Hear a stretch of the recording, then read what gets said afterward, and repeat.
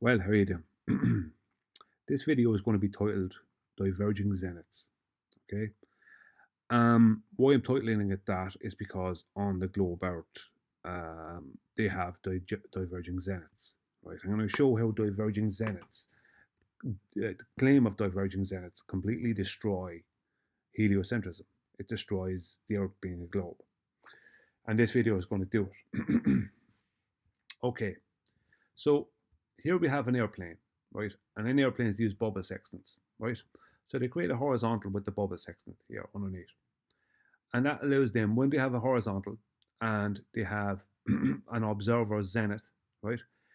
They then can take an angle, right? So this is our 60-degree angle, right? And the 60-degree angle then gives them uh, um, a depression angle of 30 degrees because it's 60 from 90. So they take a 60-degree angle to a star, right? And then they know they have 30 degrees left over as a zenith distance or a co-altitude distance, right? And it's exactly the same from a ship. So the ship here is down below underneath it. They use a sextant, they get an angle, then they do height of Y correction to bring the vertex down to the surface of the water underneath the boat and underneath the observer. Then they have, once it's corrected, they know they have a 60-degree angle, it's exactly the same as up here, and they have a 30-degree depression angle. So they have a zenith, a co-altitude, or it's known as zenith distance, of 30 degrees. That's 30 by 60. That's 1800. So they know that with the 30 degrees that they have 1800 minutes of degree. So that means they have 1800 nautical miles of a distance from the observer to the GP. Now, if you look here, this is the GP, and they're showing it on the surface of a globe. And they're trying to call this little arc here, they're trying to call that the zenith distance. But the problem with that is you can't get a zenith distance on the globe Earth that's going to match the surface. And here's the reason why. When you use co-altitude, actually, no, I'll go up here. This is the observer, right? This is the observer zenith up here, right? Goes up here, let's say up to the star, wherever that, right? This is the GP. This is the zenith from the up, straight up in the air from the observer. And this is the GP. And the zenith from the GP goes up to the star up here, right? So that's your 60-degree angle up to the star. But the problem is you have this line here that because the altitude of the observer zenith must match the altitude of the star. Now, on a flat plane, right, it doesn't matter what height the star is, as the star can be 5 miles high or 5 million miles high, it doesn't matter. And the reason it doesn't matter is because it's parallel zeniths, right? So this is the reason it doesn't matter. So this zenith distance here, see this depression angle here, right? You have your 60-degree angle up here. That's your opposite side and your horizontal baseline. And you know you have a 30-degree depression angle giving you 1800 minutes of degree. And that 1800 minutes of degree then becomes 1800 nautical miles down on the surface of Earth. But that only works with parallel zeniths, right? So your co-altitude zenith distance always has to be parallel. You always have to have parallel zenith. You can never use, never use, right, diverging zeniths, because your minutes of degree are never going to match your nautical mile distance on the Earth, because this is the GP here, and that is the observer, right? So it has to be a straight line horizontal distance between the observer and the GP. And it's a straight line horizontal distance between the for the co-altitude, the zenith distance up, or the co-altitude up top, right? Because this is a star, this is the co-altitude from the observer zenith. So 1800 minutes of degree up here becomes 1800 minutes of degree, 1800 nautical miles on the surface of Earth, because the observer and the GP, right, position, right, is the exact same distance apart, right, as the co-altitudes, right? This is the star, this is the co-altitude. So they match each other perfectly, right? That's how you gain a distance using a sextant. That's how you gain a distance along the surface of Earth, right? But it doesn't work with It doesn't work with a curved surface, because if you're using a globe, you have diverging zeniths. So what is the zenith distance here? Because this would be if we carry this line here, which is a 60-degree angle here, right? Because they use as a horizontal, they use the equatorial plane of their globe Earth. And this is where all the dodgy mathematics and nonsense comes into it. There's your 60-degree angle, right? If we carry this on, it comes up to this point here, let's say, right? So here is the observer here. Here is the star, right? And here is your co-altitude distance. So this purple line here, purple pink line, whatever it is, this line here, right, is in distance. There is no way that is going to match what they're trying to show as the zenith distance down here, because it's diverging. So it's always going to be wider. So if we bring this down, look at the difference.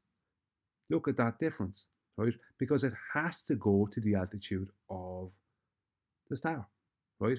Now, on a flat plane, as I showed, it doesn't matter if the star is, it doesn't matter if this, let's say the star here, right, that they're taking the angle from the boat, it doesn't matter if that's all the way up here, right? It doesn't matter if it goes all the way up here.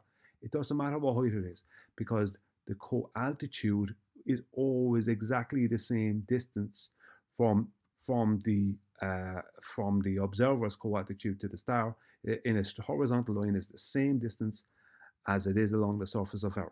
So here you have 30 degrees, that's 1800 minutes of degree from your observer's co-altitude to the star, and that becomes 1800 nautical miles along the surface of Earth, right?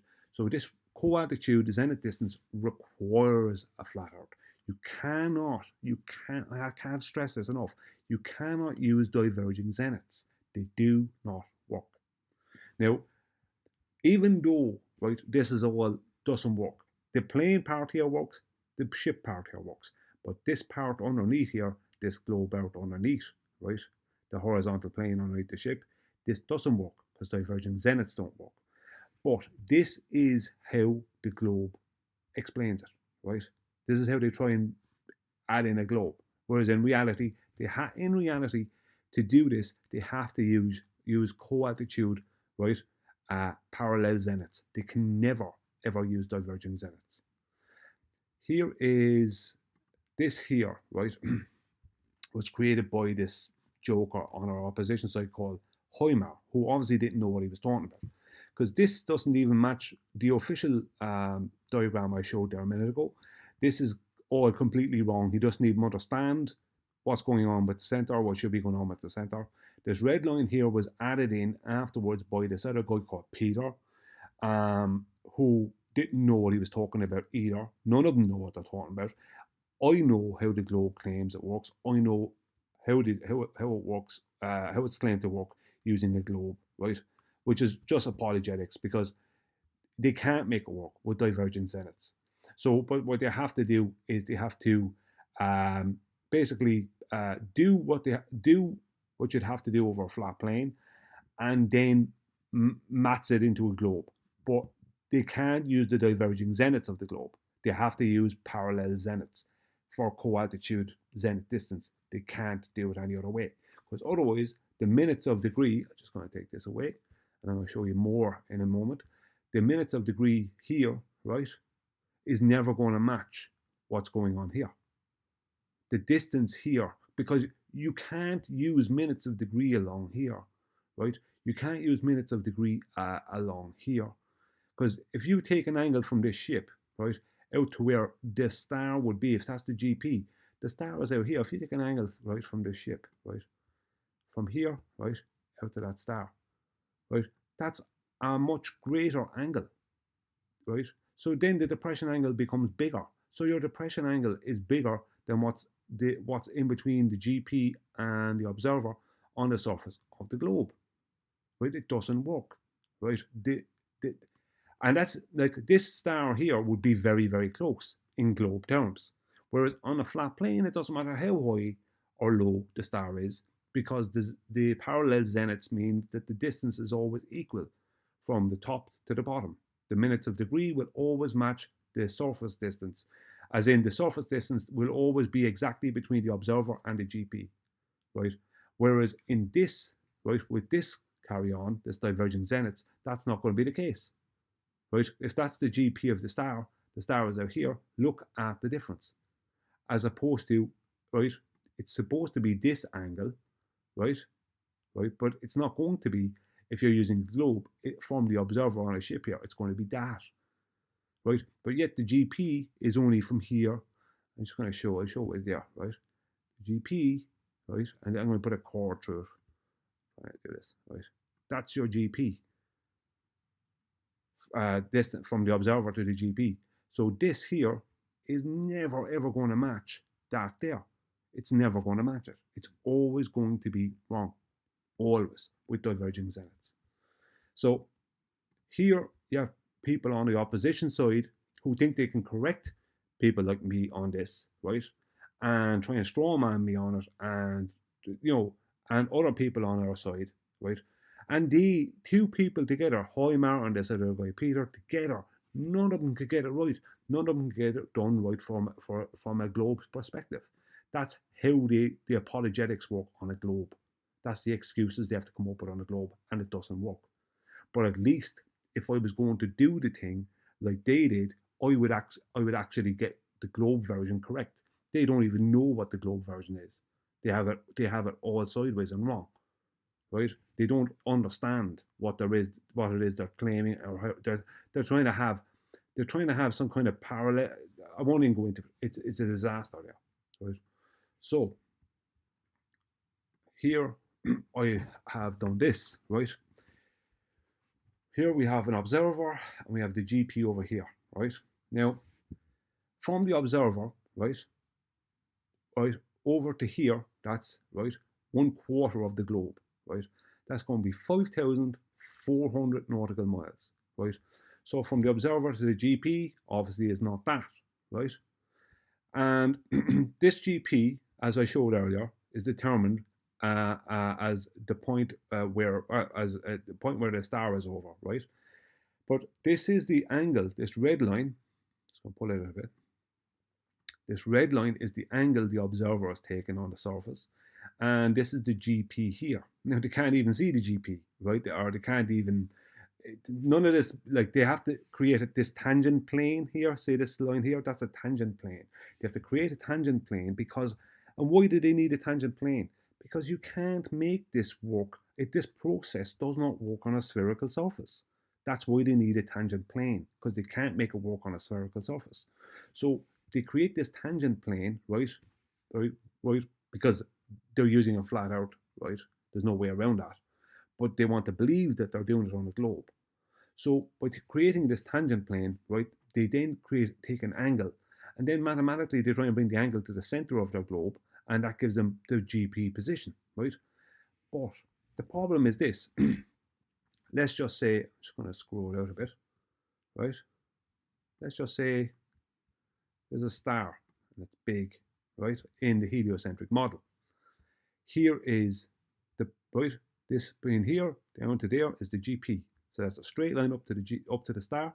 So that's the zenith from the GP to the star, right? And here is the observer zenith from here up to here, right?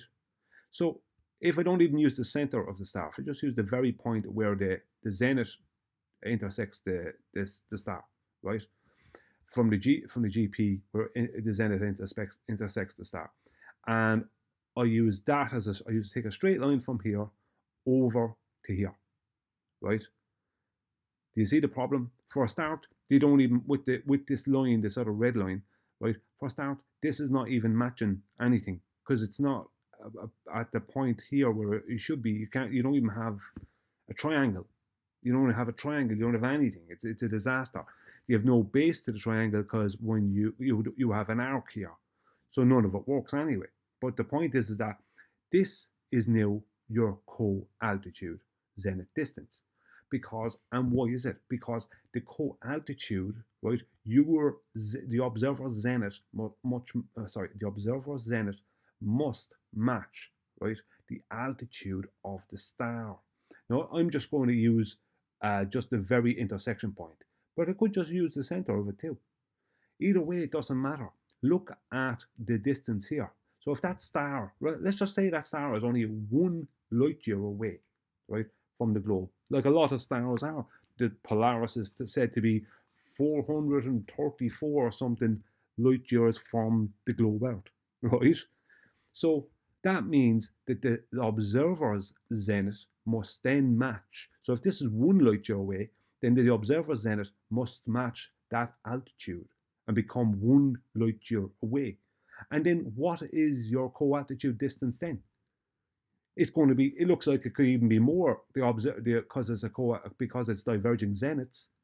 It could be 1.5 light years. So how even though you can take an angle, your co-altitude zenith distance is always going to be, especially if you're using the heliocentric model, it's going to be ridiculously big. I mean, yeah, we'll never ever, even if we just make this, let's say 100,000 miles away, or whatever it is, right? Let's say this star here, we make it 100,000 miles away. Then this purple line here is going to be about 120,000 miles, right? 120,000 miles, and that's supposed to fit within what? In what? About what? 4,500 nautical miles here, because that's what it's from the observer to the GP. That's the ground position, and this is what happens when you use diverging zeniths. And because you're using co-altitude, right? Your zenith distance is your co-altitude distance. It means that your observer's zenith co-altitude must match the altitude of the star. So you can't have another different line down in here, right?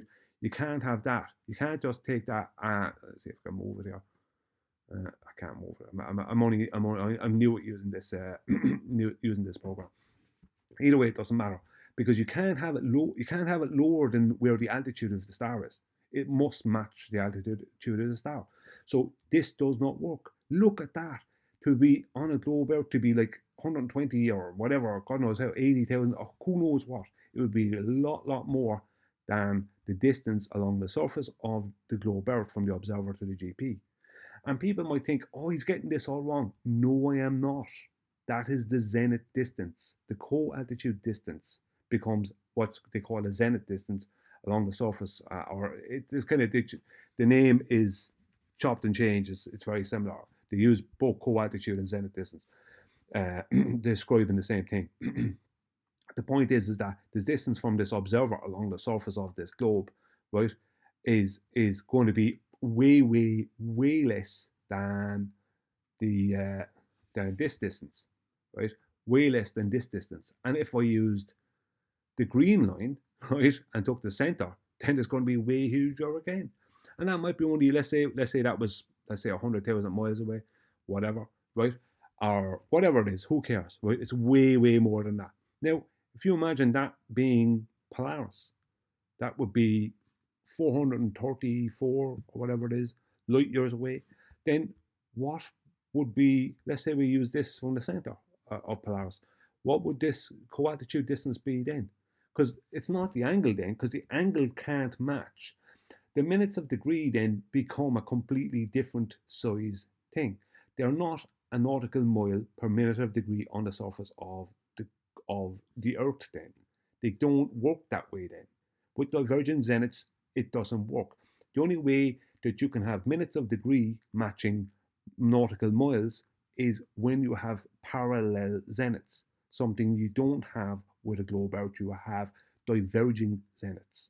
So your co-altitude zenith distance is always going to be ridiculously bigger than especially using the heliocentric model, than the surface on the than the distance along the surface of your globe.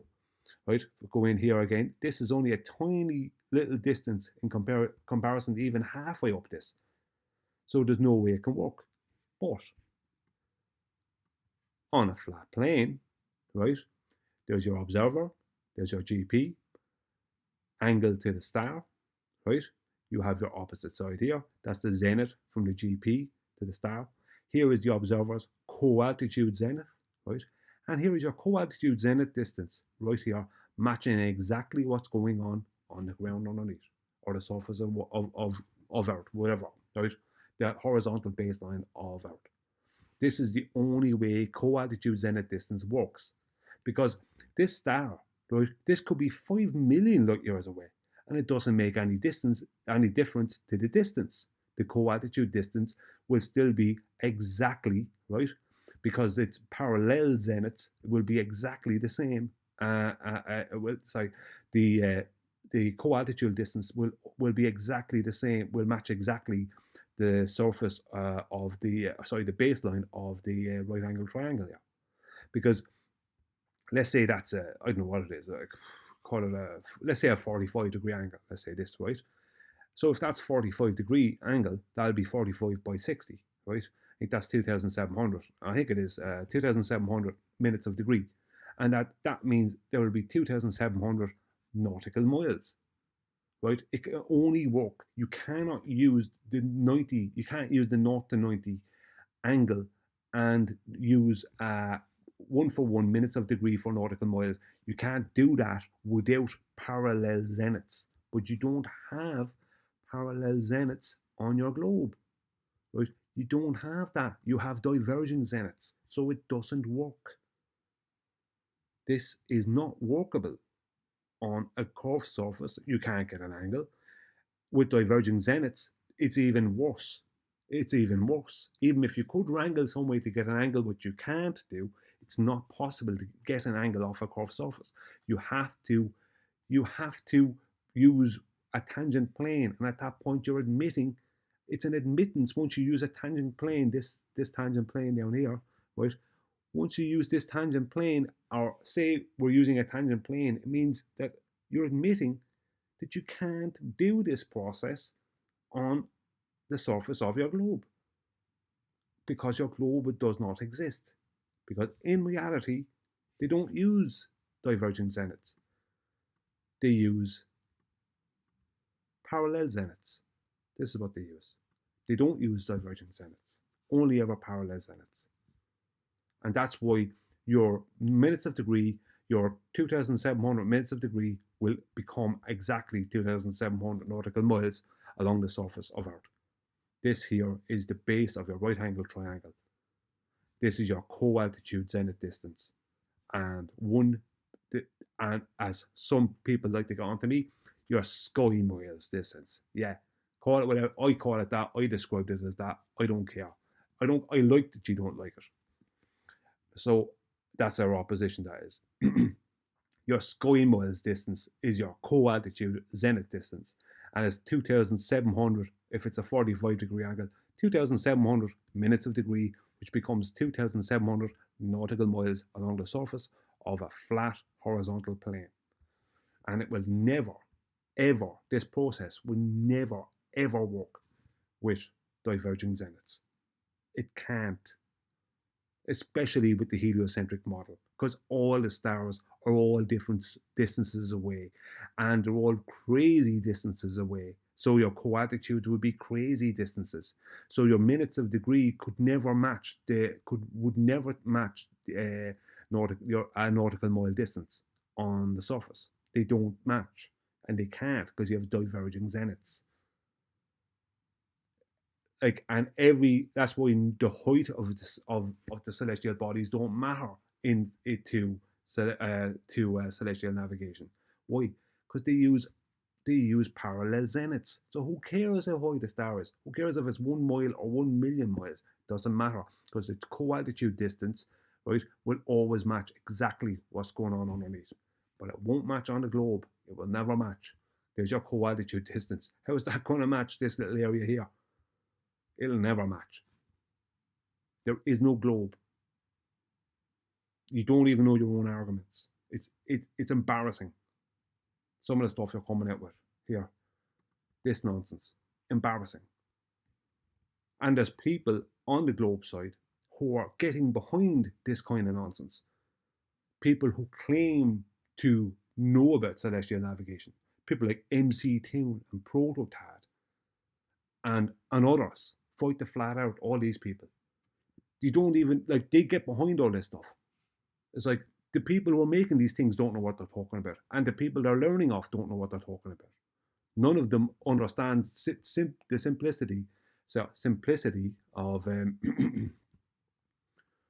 of the co-altitude distance. They don't understand that. So they just make a lot of claims and they think they know it, put out these stupid challenges that don't even know. They don't even know what they're talking about. None of them understand what co-altitude is or zenith distance. You know, stop wasting your time trying to learn off of people like MC Toon or Prototad or any of these people. They don't know what they're talking about. Right? They are trying to support this. This can't work. It doesn't work. There's a reason why the co-altitude distance has to match, right? It has to match minute of degree for nautical mile, 1 for 1, 1 for 1. It can't do that up here. Anyway, that's the end of that. It's over for the globe.